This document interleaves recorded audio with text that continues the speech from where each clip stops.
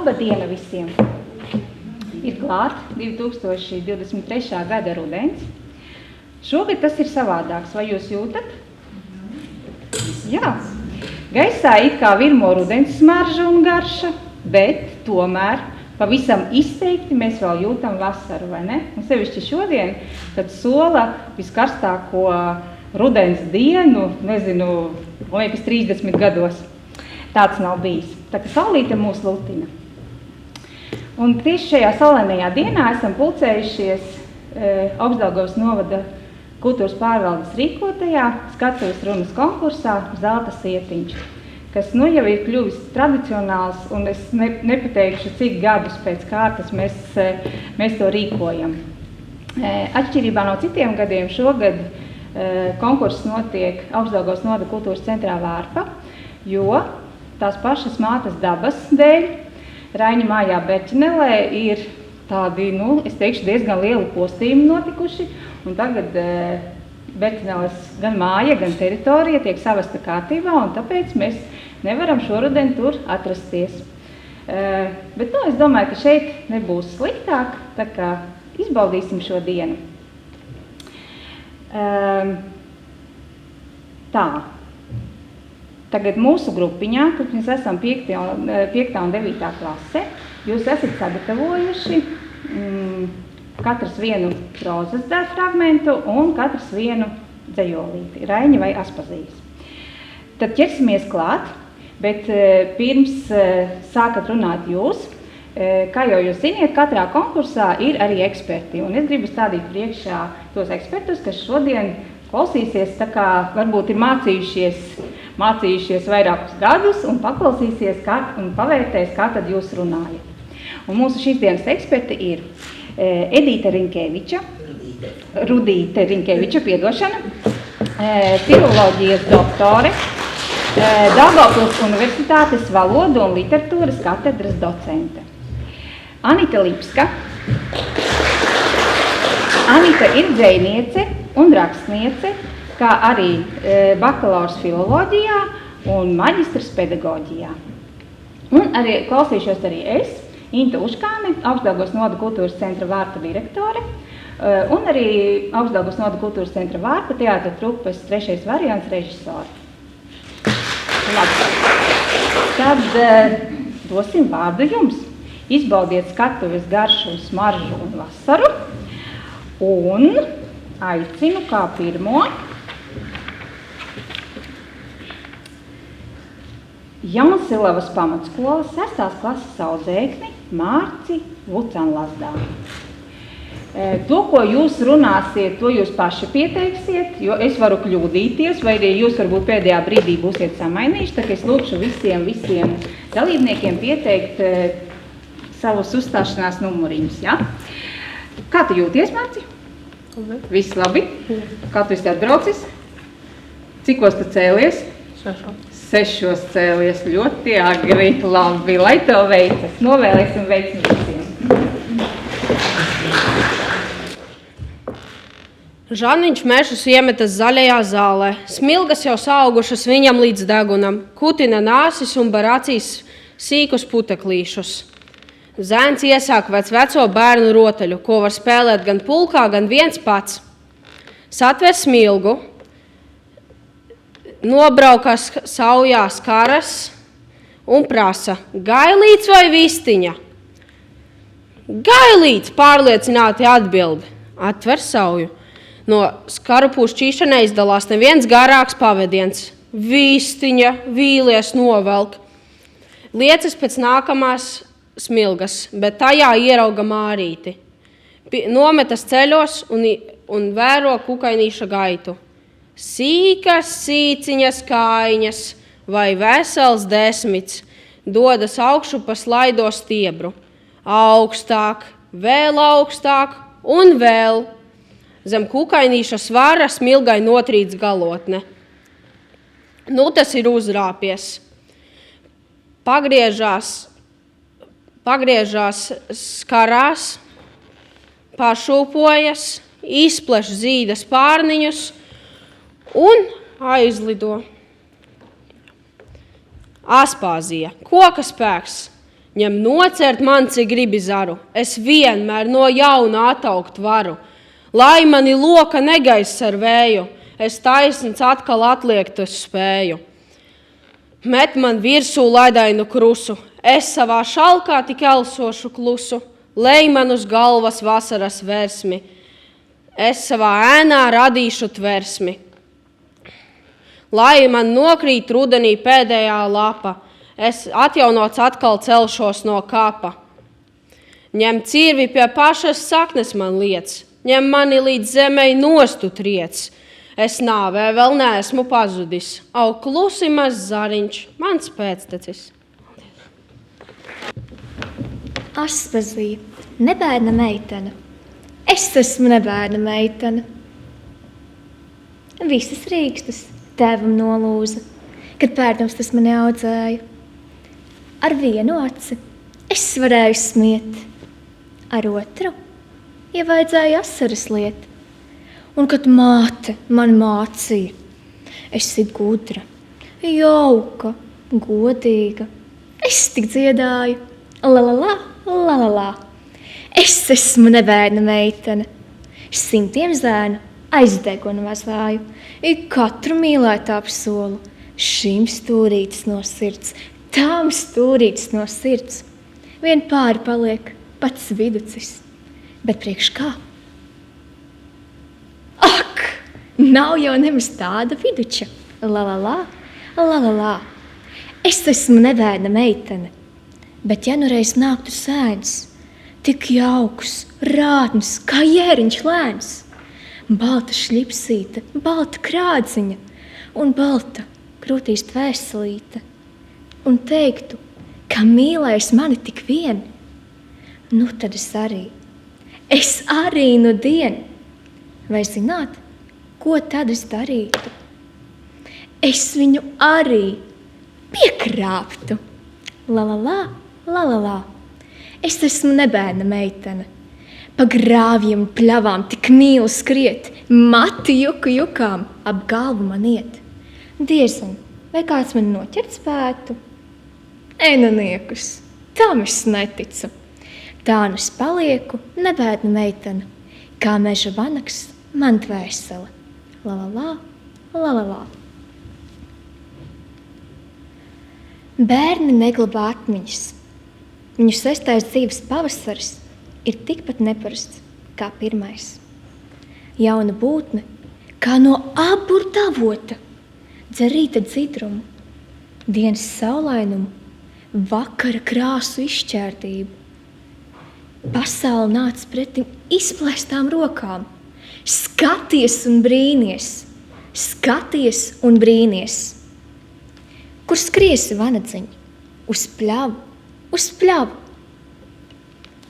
Žaniņš mešs iemtās zaļajā zālītē. Smilgas saugušas zēnam līdz degunam. Kutina nāsis un ber acīs sīkus, smalkus puteklīšus. Paskaties patrapē, kur kuņojas ciepstoši pūkaini cālīši. Aizgaldā, kur galvas snaigsta telēni, lielām tumšām acīm. Vai ievas krūmā, kas pagalmā vienu rītu nobirs baltiem ziedu pakariem. Un tad paskaties pļavā uz smilgas zara, kur mārīta rāpjas, sīkām smalciņām kājiņām, te jau veselu 10.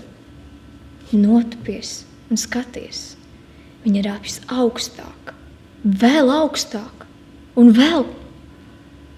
Kad uzrāpusies, smilgai notrīc galotne, kukainīts pagrozās, pašūpojas, izpleš savus spārniņus, caurspīdīgus, niecīgus, un aizlido. Žaniņš atkuļas zaļajā zālītē. Cik labi! Paldies!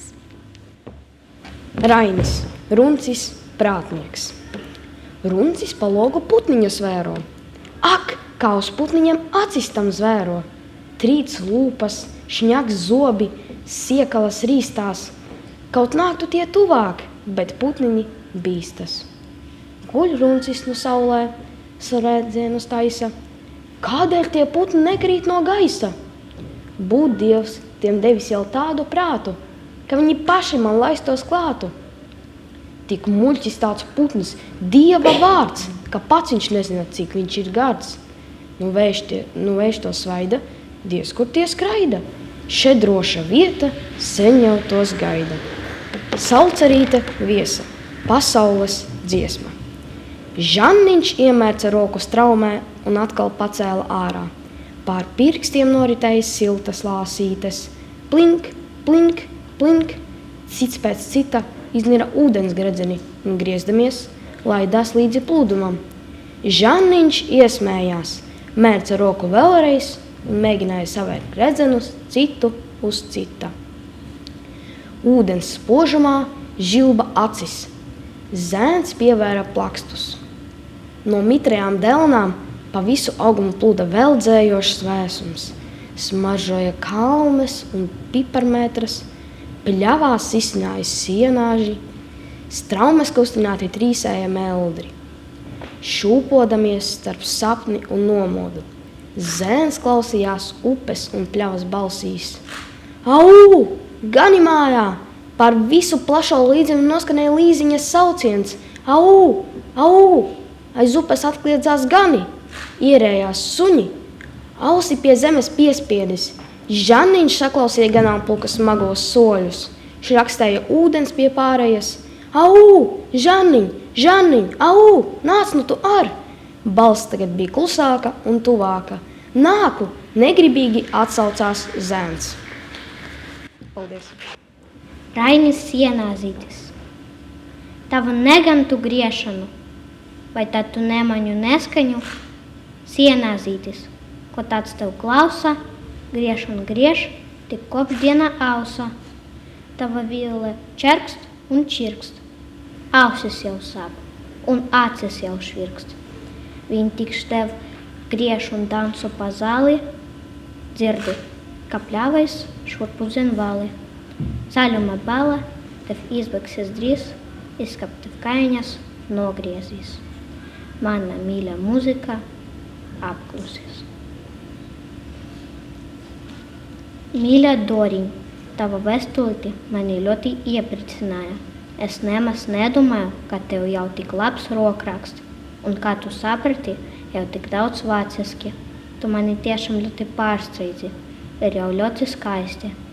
Kad tev labi klājas, turpini tikai tavs priekšu, un tev vienmēr ies labi. Pasaki man tikai, kur tu raksti savu vēstulīti, un kad tu iepazinies ar to krieviti, un kā viņu sauc. Cik skolniču ir klase, vai Marita Freiberga arī jau iet skolā? Vai tevi vienai nav garlaicīgi? Vai tevi neizmai, kad tu runā slikti vāciski? Tagad vairs nav vietas, kur rakstīt, kad tev vēl man jāuzraksta, un tad drusku vairāk nekā šoreiz. Raksti un neizmeti savu brāleti. Paldies! Rainis, sasistā krūze. Ak tu krūzīt, kā nu tā? Kaklis nost, tik vienas suķis, beigtas raibās glāžu puķis.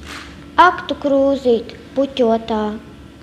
Vai man dieniņ, kā nu būs? Māte redzēs nokritušu, pašu skaisto krūzi pušu. Vai cik žēl tas mātei būs?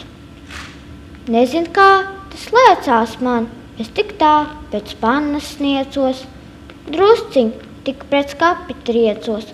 Plauks, jau krūze zemē skan. Pasaka par Raini un viņa domām. Tas notika tālos laikos, kad Rainis vēl bija mazs un dzīvoja bez bēdu.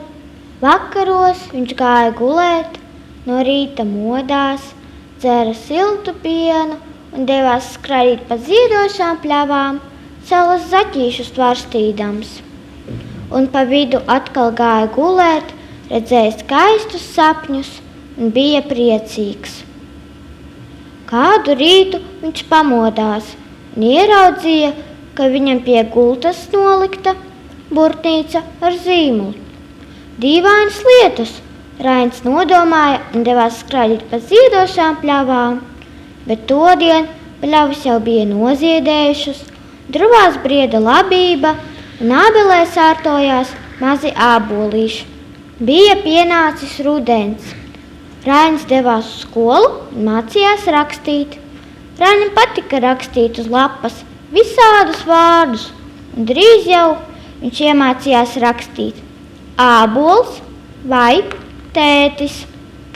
Rainis lasīja dažādas grāmatas un brīnījās, cik daudz tajās ir visādu vārdu, un katram pietiek burtu, lai tos uzrakstītu, un aiz katra no tiem ir sava doma.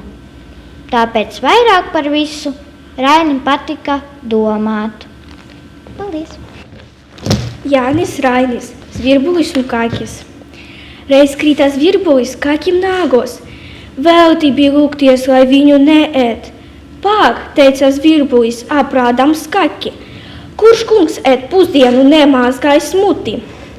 Kakis apkalnot zemelī, kā zvirbuli, un sāka steidzīgi mazgāt muti. Negribēja zvirbulis ilgi gaidīt. Kamēr šis mazgājās, sprukš bija projām. Dusmas kakis noņēmās, nedot vairs iemesla zvirbulim atteikties, kā to grib ēst. Šodien vēl kakis mazgāja pirms mutī, tad tikai liekas ēšanai klāt. Viktors Hausmanis, tautas dejnieks Rainis. Bērna gadi, saules gadi, saule pati bērnu vāda, izaug bērns, staiga pāds. Gar randeni azvies lieli ceļš, bet netālu no tās Viļņus uz jūru vēl Daugavā. Mazais zaniņš, kad zens vēl bija maz, mainīgi to nedēvē citādi kā par žāniņu. Skraida pa pļavu, kur zāle reizi bija tik kāra, ka tai var paslēpties. Viņš ir pie upes vai stundām ilgi sēž ceļa māla un vēro gāram pustošu gājēju un zirdznieku straumi. Zens ir nīpurs un arī ar bagātu izdomu. Viņa iztēlē ir ceļmalas akmentiņi, pārvēršas par zēniem, maziem zēnim ar smalkām balstiņām. Žāniņš augu dienu pavāda kalpus darba gaita, viņa visu vajag zināt, kā dara šo, kā to, jautājumiem nav galā. Randēne sprēga dažādas valodas, skan dažādas dziesmas, Žāniņš tajā ieklausās. Bagāts dziesmu pūrs ir arī matei un vecai gaņai oņai. Aizšaut saulainīgas, bezrūpīgas agrā bērnības laiks, un Žāniņam ir jāsāk izprast rakstuzīmju noslēpumi. Kad zēnam ir 8 gadi, pansijā pie Berkenhēgenes Eģiptes mācītāja viņš iemācās vāciski lasīt un rakstīt.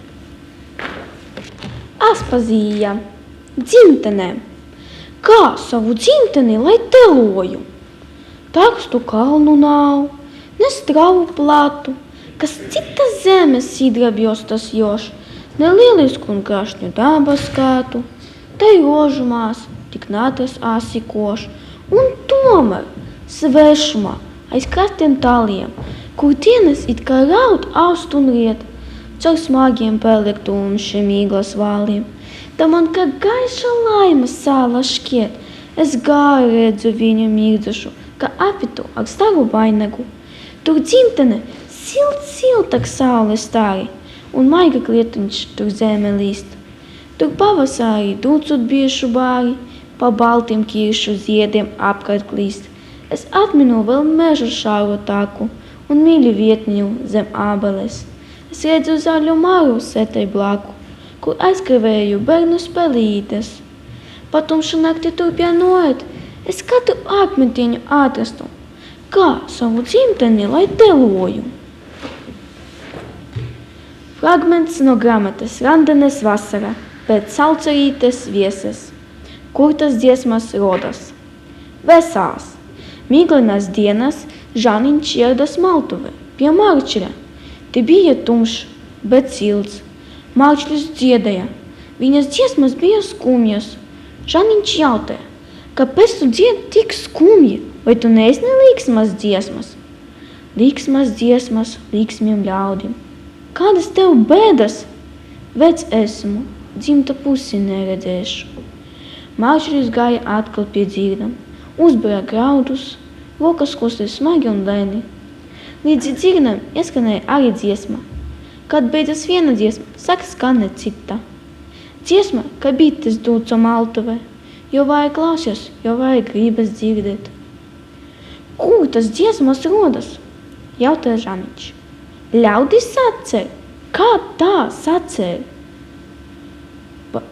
Tikai dziedi un dziesma rodas pati no sevis, kā avots no zemes izauga. Vai visi var sacerēt? Ne visi, tikai tiem, kam ir dziesma dvēsele. Kam tad ir dziesma dvēsele? Tam, kam laba sirds, kas pats skan, jauga putnu un dzied līdzi, jauga barenu un raud līdzi. Ista dziesma nekad nemirst. Marčis runā tālāk. Cilvēks aiziet, bet dziesma paliek. Pazda kādu vārdaņu, atrod citu, bet skan. Tevu bēdas atnest līdzi, tevu priekas atnest līdzi. Bagāta kā kviešu vezums rudenī. Fragments no Rolda Dobrovenska grāmatas Rainis un viņa brāļi. Pēc pārcelšanās uz Berķineli Jānis atradās pilnīgā māsas rīcībā un aizgādībā, un izrādās mīlēt viņa prata. Ābece, lasīšana, rakstīšana. Grāmatas kļuva par kaujas lauku. Līze nostājās jaunākā brāļa priekšā kā stingra pienākuma iemiesojums, bet viņai pretī zilām, nepiekāpīgām actiņām lūkojās dabiska brīvība, kuru vēl neviens un nekad nebija apstrīdējis – Žaniņš. Rainis vēlāk pēc sava pieauguša cilvēka nākotnes paskaidro. Džekiņš, viņš arī Jānis, arī Žaniņš atgrūda viņam sniegto grāmatu tāpēc, ka bija pārliecināts, viņu atrai no īstā uzdevuma. Šis īstais uzdevums – dzīve, mežs, dārs, mārgs, dziesmas, spēles. Lūk, Žaniņa īstā dzīve, bet viņu vēl pie kaut kā izdomāta, garlaicīga, likās nevisai īsta, nevisai dzīva. Tā bija vācu ābece, tie bija vācu vārdi, sveši, asi, skarbi, tajos nav māju vēlīguma, tikai kaut kas no iestīvinātām apkaklītēm, tikai un vienīgi papīrs ar melnām rakstu zīmēm. Bet mīļā māsa pārvērtās par nepielūdzamo dīšu Esteru. Vai viņa vienā mirklī aizmirsusi, ka viens otru var vienkārši mīlēt? Aspazija, pusnakts. Jau laktā visi gailīši un izdzisuši skaliņi krāts miegā labie ļautiņi. Tik vējš gar logu vien klabinājās, vai pelīte kaut kur grabinājās? Ak, nē, ne pelīte, skuķīte, un es pati tā nedarbe, kas slepus grib lasīt grāmatiņu. Vaidziņi tvīkst, ak, vai to drīkst? Māte tik stingra un tēvs tik bargs, tie nezin, kas manai dvēselei dārgs. Nu īsos brīžos gribu to gūt, kad pusnakts man vajag atpakaļ būt. Tad mostas tēvs un sāk iepīpot, drīz arī kūlēji pieceļas, un mana gulta tik tuvu skalam, man jāguļ tik klusu uz muguras, kā kukainim, kas liekas pa galam. Nu, aši, aši, sābaciņi, klipu, klapu, šviks. Iedegas maza lampiņa. Nu nāc mana grāmatiņa, mans brīnums, noslēpums, atradums. Man liekas, it kā zem katra burta būtu maza sprikstoša guntiņa kurta. Man zeme top tāla un tālāka, es kļūstu tai svešā un svešāka, es ceļos augstu un grimstu lejā, ar pirkstiņu zvaigznītes skaru jau. Te klau. Ar dobju skaņu dārdot sit 12. Paldies. Rolds Dobrovenskis. Fragments no darba Rainis un viņa brāļi. Randene, kā liekas, bija radīta tāpēc, lai reiz izlolotu dzejnieku. 2 straumes tecēja gar māju. No vienas puses upe, no otras ceļš. Likās, ka nekad neaprims neviena, ne otra. Varbūt ceļš naktī arī palika tukšs un aprima. Taču tas notika pēc tam, kad Jānis aizmiga, un pirms tam, kad viņš no rīta atvēra acis. Un iznāca, ka ceļš dzīvoja vienmēr. Neilgie klusuma posmi tikai sāsināja dzirdi, un atkal bija dzirdama raktu čīkstoņa un atsparu šķindoņa. Varēja dzirdēt sarunu fragmentus, dziesmas, izsaucienus, smieklus. Garām aizibēja palākas, sarkanas un zeltanas sejas, sāņi un ceļastieķi. Zirgu pakavi dobi klabēja, reizēm skaļi atsitoties pret akmeni. Garām gāja un brauca kalpi un kungi, zaldāti, čigāni, baltkrievi, lietuvieši, cienījami vācieši, ebreji, lietuvieši, poļi. Ceļš atrisinājās acu priekšā kā nebeidzams tīstoklis, kurā katrs vārds ir jauns, bet jau arī kaut kur agrāk dzirdēts. Aspazija, pēdējais taurenīts. Kur putneņi palikuši? Viss kluss, un spārņus ievilkuši, I tauriņi dus. Nav dzaguzes vairs, kas kūko, kuku, kuku. Nav vairs izliksdām, kas lūko, to palāko galviņu. Kur nu put pa lauku, kur ir bītes? Nav sarkano teterīšu, nav palākās vālodas. Nevienas lapsenītes, ne kamenes, ne circiņas pelmanīša uz zāles cīteres. Kur čaklie zirneklīši, tie zin, kas spožās tītaviņas, lai no pasaulīti tin.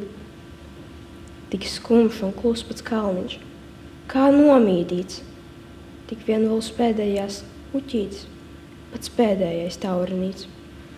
Paldies! Pasaka par Raini un viņa domām. Tas notika tālos laikos, kad Rainis vēl bija mazs un dzīvoja bez bēdu. Vakaros viņš gāja gulēt, no rītiem modās, dzēra siltu pienu un skraidīja vienā krekliņā pa ziedošām pļavām saules zaķīšu tvarstīdams. Pa vidu atkal gāja gulēt, redzēja sapnis un bija priecīgs.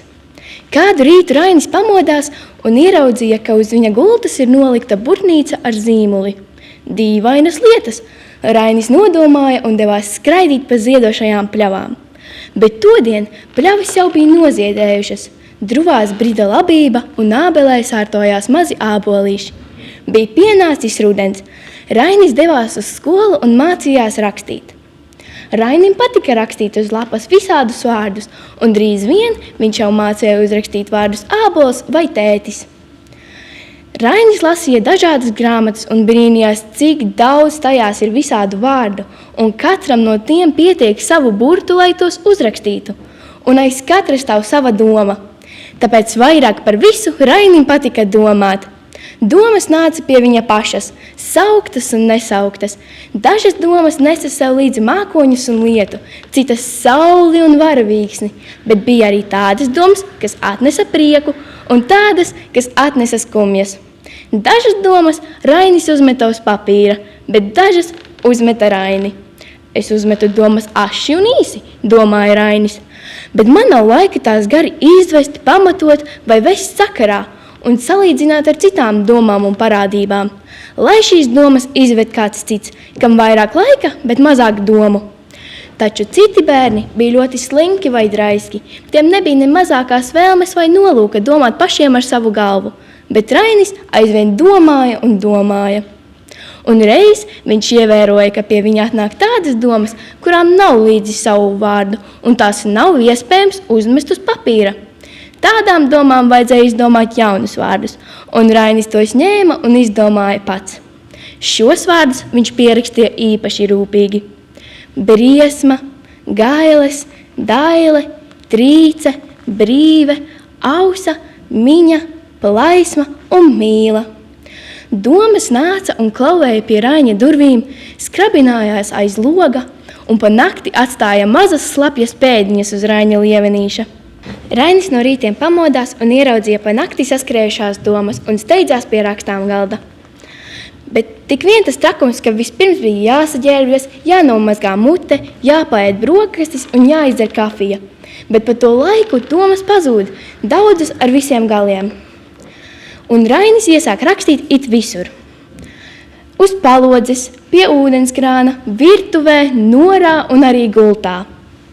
Paceļ galvu, pasniedzas pēc papīra un zīmuļa un pieraksta domu, lai paliek un noder. Aspazija, pasaciņa. Mazā sirmā kumeliņā jāja pa ceļu pasaciņa. Ātri, ātri steidzas viņa, rokā zelta pātadziņa. Jāju un jāju neapstājas, zemes virsū nav tai mājas. Līdz ko jaukie sapņi beidzas, viņai projām jāsteidzas. Ilgi šķiet man projām biju, es atkal ieraudzīju. Mazā sirmā kumeliņā jāja pa ceļu pasaciņa. Sudraboti pakaviņi, zili puķu iemauktiņi. Pavadā kā pērles sienas, senās mīļās bērnu dienas. Jāju un neapstājas, zemes virsū nav tai mājas. Paldies, Aspazija, nākotnes dzejnieks. To dzejnieku mēdz sildināt un slavēt ļaužu bari, kas apdzied zilas actiņas un vēsta pavasari. Kā mazputniņš tas vidžina uz senču ozo zara, un dziesmās pārestību pat nemušai nepadara. Bet lauru vietā ērkšķus vien tam ļaudis galvā sprauda, kas nekvēpē tiem vīraku, nec klaimojot tos glauda, kam skati dvēsles dziļumā, kā šķēpi griežas iekšā, kas kaislībām un vājībām kā spoguli tur priekšā. Tas cilvēcei pats priekšgalā iet dzīves cīņāsā, un iepriekš laiku grāmatā tas nākamību lasa. Kā pravietis stāvot kalngalā, tas sludina par briesmām, un viņa dzeja rakstīta ar žulti un ar liesmām. Roalds Dobrovenskis, Rainis un viņa brāļi. Jasmuižā joprojām tā pati pavasara diena. Atskan pakava klaudzoņa, kaut kur aizauļo jātnieks. Paraugieties, cik viņš jauns, cik smuidrs un veikls, cik lieliski tur seglos. Nu paraugieties taču uz viņu, paraugieties. Jānis tīksminās pats par sevi, par to apbrīnojamo būtni, kas rodas pilnībā saplūstot jātniekam ar zirgu, kuru sliekas vieno kopīga elpa, abiem kopīga asinsrite. Kad ātri jāj, nav iespējams pamanīt, kas tevi redzējis un vai vispār kāds ir tevi redzējis. Taču gribas ticēt, ka redzēja, redz. Tai skaitā arī meitene sašās acis, paslepus. Tā, lai ne mana vecā māte, bet skaistulai ir paguvusi ieraudzīt skaisto jaunekli. Te Jānis skaļi iespurdās. Krā, krā, virs galvas noķērcās, nez no kurienes uzradusies vārna. Krāšņi, krāšņi! Smejies, smejies, ne jau kā vārna, bet es pašlaik esmu laimīgs.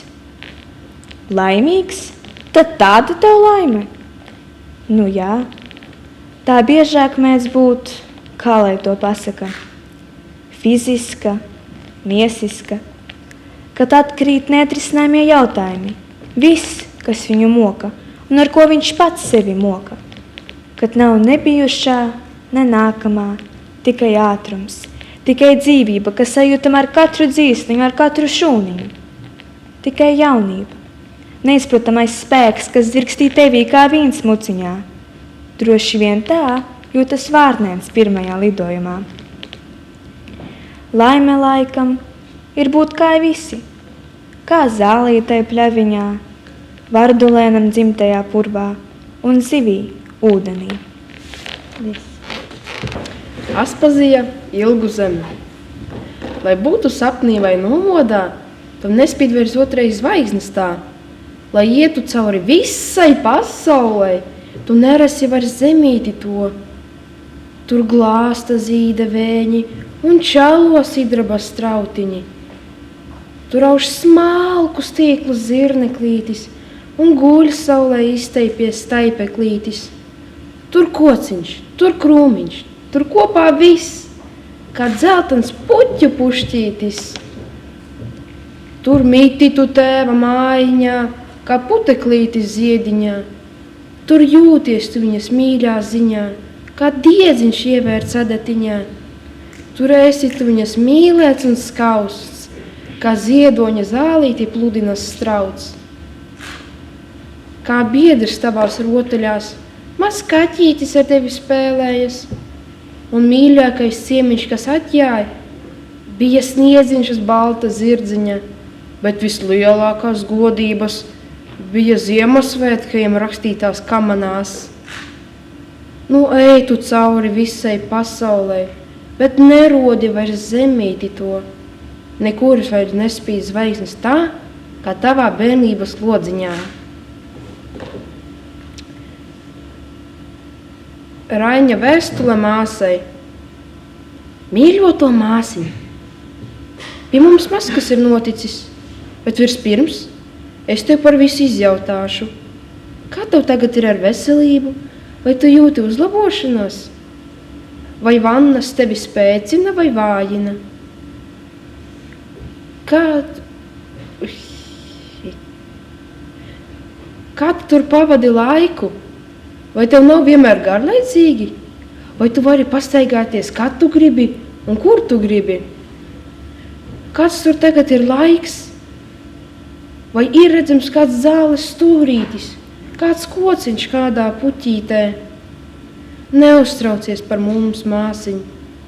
Papiņš un māmiņa gan raizēs par mūžas pārdošanu, bet apēdājušies viņi nav, it nemaz. Mēs paliekam visi tie paši vecie un mīloti ilgodamies gaidam tevi mājās. Apskaužot un skūpstot tavi 4 tuvinieki. Aspazie, ņem nocērt man, cik gribi zaru. Ņem nocērt man, cik gribi zaru. Es vienmēr no jauna ataugt varu. Lai loka mani negais ar vēju, es taisns atkal atliekties spēju. Met virsū man ledainu krusu, es savā šalkā tik elsošu klusu. Lej man uz galvas vasaras versmi, es pats savā ēnā radīšu tversmi. Lai nokrīt man rudenī pēdējā lapa, es atjaunots atkal celšos no kapa. Koka spēks, ņem cirvi, pie pašas saknes man liec, ņem mani līdz zemei nostu triec. Es nāvē vēl neesmu pazudis, aug klusi maz zariņš, mans pēctecis. Roalds Dobrovenskis, Rainis un viņa brāļi, viena dzejnieka 7 dzīves. Tās rētas nāca klāt rētām uz viņa muguras maigās ādiņas. Šodien grūti iedomājams tāds līdzpārdzīvojuma spēks. Nepārtrauktā straumē pār mums līdz stāsti par citu cilvēku nelaimi, sadursmēm, sakropļošanu, nāvi, par nebeidzamām ļaužu mokām tuvu un tālumā. Jānis Pliekšāns vēl dzīvoja ar reāliem notikumiem. Dzīve bija viena liela ar to, ko redzēja acis, ko dzirdēja ausis. Bet viņš taču nav piedzimis nu pat, tikai pirms 7 gadiem. Zināšanas par visiem savas tautas gadsimtiem bija dzīves viņa asinīs. Šīs zināšanas, kas piemīt cilvēkam kopš pirmajām mūža dienām, mazotnē ir vissvaigākās un pilnīgākās, bet ar gadiem aizēnojas, pārklājas ar sadzīves putekļiem, ceļu smiltīm. 7-gadīgajam Jānim vajadzēja izaugt un kļūt par savas tautas dzejnieku. Tāpēc ne jau parastajā pakāpē viņam vajadzēja dzirdēt un sajust sevī to seno, ilgmūžīgo būtību, kas slēpjas šūnu atmiņā, kur bezgala mazais ir gatavs pārtapt bezgala lielajā. Senās kaujas, bezpalīdzība, niknums, 9 līkumos saliektās dvēseles spēks, kad tā cenšas atbrīvoties no jūga. Augstākie mirkļi un zemākie mirkļi, zibens līklo, čugunsgrēkas prakšķi, aizliegtie glāsti, zaudējot veidu un formu, pārvēršoties par attiecīgu šifru, bija iekļāvušies nepārtrauktā paudžu atmiņā. Ja nekaitējot trauslajam cilvēka veselumam, gēnu atmiņu varētu izdabūt no tiem bezdibeņiem, izvilkt un salikt pa sastāvdaļām, atburt, izņemt no tās pirmatnējos esamības pieskārienus. To nevar.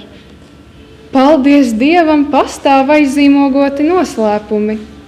Šīs šūnas un to saturs nav domāts jums, analītiķi, salicēji pa plauktiņiem anatomi. Šie noslēpumi ir dzīvi tik ilgi, kamēr tie ir noslēpumi. Paldies! Aspazija. Tas vārds, tas pats par sevi skan. Ne kokļu valdzinošas spēles, ne lakstīgalu viju mēles. Neviena skaņa neskan tā kā brīvība.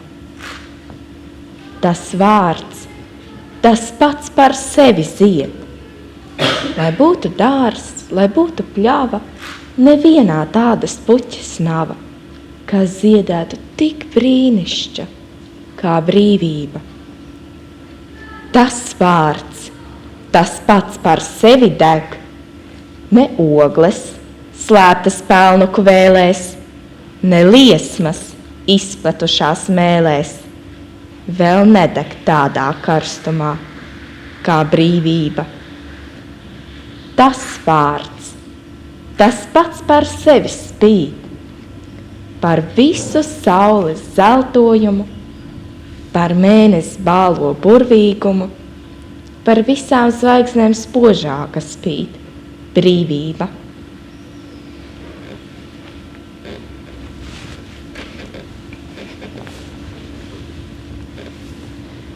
Salcerīte viese, randenes vasara. Žaniņš apmetās lielajā istabā. Nu visi aušanas priekšdarbi bija pabeigti. Uz loga rindiņās saliktas gulēja krāsainas saiviņas. Zem mātes rokām plauka audums. Vai tu atceries? Māte jautāja, noausto gabalu nogludinādama. Žaniņš lūkojās segā. Tumšzaļas, gandrīz melnas robu mailas, sudrabains zaļums smailām strēlēm, zeltains zaļums, zeltains sarkanums, pals dzeltenums un kožs zelts pašā vidū. Kur viņš to bija redzējis? Žaniņš lauzīja galvu. Nu, es tak tev solīju izaust segu pavasarī, māte palīdzēja minēt. Mežiņš, mūsu mežiņš, iegavilējās zēns. Jā, tas bija tas pats pavasara mežiņš. Tumšas egles, rūzganas apses, zelta pūpols, ceļā gaismā starojošie bērzi. Žaniņš uz mirkli pat juta rūktenās un saldās meža smaržas. Dzirdēja dzeguzes zvanu. Māte auda un auda. Viņas seja, kas dienā bija gluži parasta, pirmo dziļo grumbu izvagota, uz audekla kļuva pavisam citāda. It kā laimes mātes lēpnā roka būtu noņēmusi no tās visu vienmuļību. Acu skatiens kļuvis mirdzošs, grumbas izlīdzinājušās, lūpas tikko jaušamā smaidā savilktas. Viņa pārlaida glāstoši roku no austiem gabalām. Brītiņu padomāja, un tad atspola zīmēja jaunus rakstus, robus un līkumus. Žaniņš varēja palīdzēt mātei, padot pilnās saiviņas. Viņš varēja pat sēdēt uz mātes sola gala un raudzīties, kā top audeklis. Aizskrien gaigala, atskrien gaigala, aizsalst ezers dimdēdams. Vai tu zini, kas tas ir? Žaniņš zināja un gaidīja, ko māte teiks tālāk. Bet māte neteica nekā. Kad darbs raiti ritinājās, viņa iesāka dziesmu. Mātes dziesma lidinājās gluži kā bezdelīga viegliem slēgiem vēdieniem.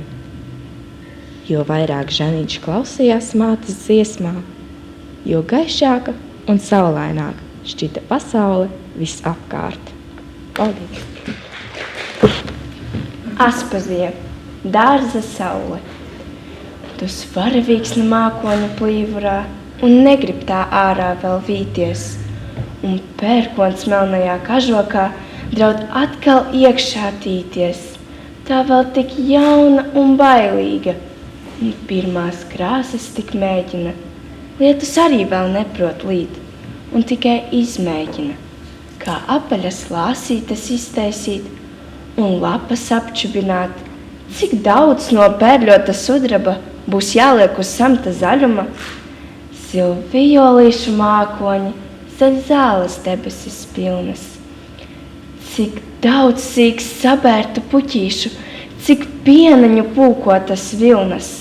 Starp kumelītēm āboliņš, kā zvaigžņu starpā mēnestiņš. Bet tur vēl pie krūma stāv ziedonis un prāto, ko lai dara, un iz azotes vīstokli izvilcis, ņem pakar pie ērkšķa zara.